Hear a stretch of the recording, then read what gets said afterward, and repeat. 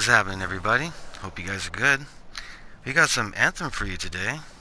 Now, this is not a review. This is my objective opinion on the game, my final answer.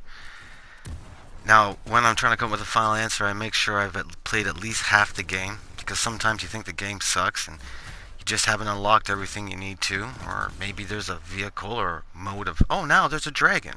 The game sucked before, now you have a dragon. Now the game's awesome.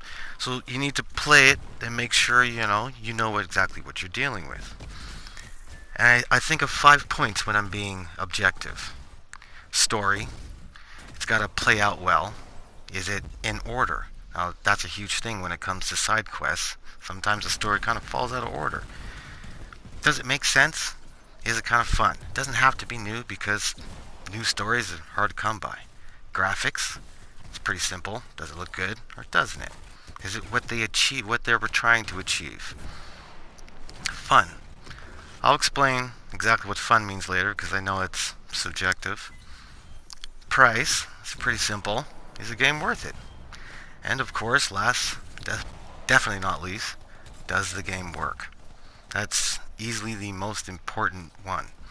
Now they're kind of interconnected because if the game doesn't work, there's a good chance that you're not going to have fun, it won't be worth it, and you wouldn't get a chance to see the story or the graphics because the game didn't work. So they're a little dominoed together, but they are separate. I got 5, so hopefully we can come up with a good decision.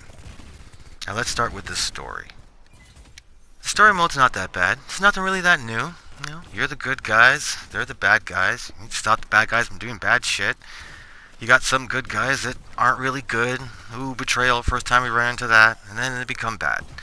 Now, I'm not going to ruin the story for you, so I won't tell you exactly what happens. But I will tell you that it does unravel nice. The voice acting looks proper. I don't have to read it. That's a big plus for me. I can read, but I'm not a big fan of it. I read too many words in a row and I get sleepy. The story in itself, there's actually a few extra stories hidden in there. While you're going through the campaign, you're going to unlock 3 factions. One for the Arcanists, one for the Sentinels, and one is your faction, the Freelancers.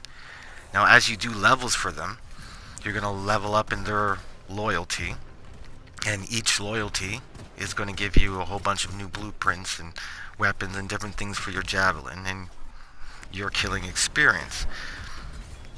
Now, each one of these separate factions have about 10 story missions to themselves. So there's probably, 40, 45 story missions? In my book, that's a yes. Graphics. Well, we don't really need to carry on about this too much. Look at the game. It looks beautiful. They got to do what they were trying to do, and it still moves around nice. I don't have pop-ups. When there's too much action going on, things don't go haywire. And more importantly, it feels good while you're moving around. And what I mean by feels good, even though I'm talking about graphics, I mean visually, while I'm running around, it doesn't start to blur. I'm not going to have a headache. I can play this game for as long as I want to play the game. Because of the graphics aren't going to run me out, I mean. Now, the fun. Like I was saying before, fun is subjective. What I mean by fun is you could love Little Big Planet, come home and you just can't wait to get in it, or you could be one of those guys who hate that little sack and want to set him on fire. Now, what I mean by fun is once you're enjoying yourself in whatever it is you like to do, is there enough content, enough things to make you come back and play it, maybe 2-3 weeks after you bought the damn game. Now, besides the 40 to 45 missions, I might be off on that, story missions, they got 3 strongholds, which are basically mini raids.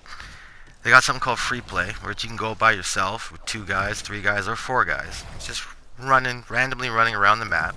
You're going to run into missions that are kind of like small versions of the story mode. There's quick play. What quick play is when you pick it, you and whatever javelin you picked is going to get inserted into any empty slot. You're going to get put into someone else's game, one that's not free play. Now, once you've done a whole bunch of these content or a whole bunch of fun, you're going to run into something called the Legion of Dawn challenge. As you can see here, the things that they want you to do seem kind of lofty, but they're not really that hard once you get going. And when you open that up, I personally haven't done it yet, but I suspect there's more fun, more content in there. So if you're enjoying this, and looter shooters is about repetitiveness. So if you like looter shooters, then this is fun. Then I gotta give this one a yes too. So now here's a simple question. Does it work? Well, in my experience, yes. I honestly haven't been having too much issues with it. Now, I do get kicked out from time to time. And when I say time to time, I mean some days are bad and most days are good. If I had to average it out, it'd maybe be one in every 11 sessions, 8 to 11 sessions probably. That being said, I don't sit down and play for 8 rounds all the time. So this is maybe why I have some good days. But it works. They have put in some glitch safeguards. Now I'm a guy who I'd prefer you to fix the hole in the ground. Don't put a safety net underneath it.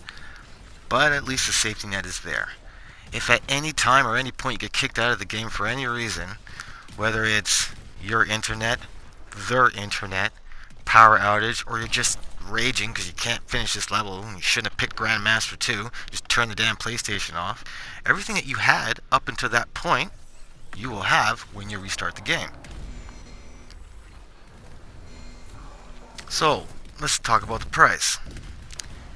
In my mind, and this is my mind only, I believe that in these days, if you got a game that you could play for about 3 weeks to a month and a half, and you're enjoying yourself before you're done, bored, or moved on to something that's better or just caught your attention, that game was worth the money. Now, I've done a little bit more than half. I've finished the game. I've finished 2 or 3 of the factions. I'm creeping up to doing the Legions of Dawn challenge. I've got 1 masterwork frame, javelin, and my other 3 are epic. So I've been putting some time in, and I still feel like I got some time to put in. So, barring on that and the time when the game came out, got it on release, I would say it's worth it. Now, I found there were a couple things that impressed me and a couple things that, as always, pissed me off. Now, I personally, I like the grouping. I'm a big fan of Warframe, as I'm sure you know, and I like to be in my little home, my hut, my ship, my whatever, by myself until I'm ready to play. And when I go in there to play with other people, then other people are there. I'm not a World of Warcraft or one of those online hub type people. So for me, the way the games are put together with other people, I like it. As far as the communication between other people, I'm not a huge fan of that. If you're not in an actual chat party, so if you're in there with randoms, you can't really hear them. You can have your mic in, see them talking, but you can't hear them. I don't know why that happens. It drives me absolutely crazy. There's no pointer or waypoint. Every game should have that, especially an open world game. You know, it's still a little glitchy for me. But like I said, they fixed most of the glitches, and when I go to play, I enjoy myself. Like, I really do. They have something that I'm going to call the scaling system. Now, I noticed that when me and my son were in there playing, I was on Grandmaster, and he was on normal. Now, I was curious on what would happen when we joined up together and went in there. I was wondering if I would be on normal and just be killing everything, or if he'd be on Grandmaster and be getting killed by everything. Well, it turns out the game scales us both so we can enjoy the game with each other, but we can also get the rewards and the challenge that we're looking for. I was impressed by that. I'm sure it exists, but I personally haven't run into that one before. So while I'm shooting at an enemy, he's taking my damage from my legendary gun and not dying right away. But that same enemy is going to have the exchange damage when he's taking shots from my son, who has literally the very first gun given to you in the game. Like I said, I was impressed by that. We were going through the game and I was getting epics and masterwork drops. He was getting common and uncommon drops, because that's where we are in our leveling stage. They have been doing some updates and some things to stay on top of the game. That's what's in there right now.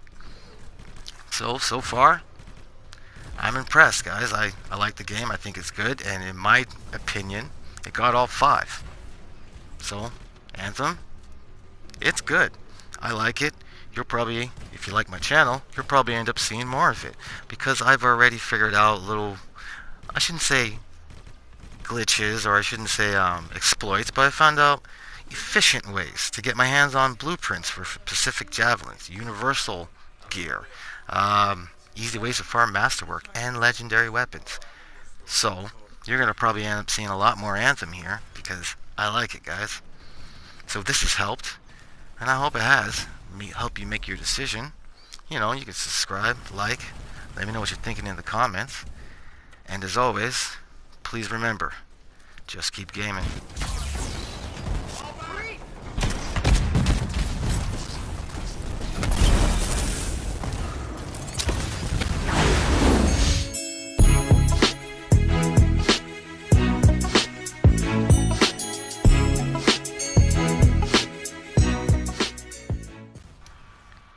It's a ghost!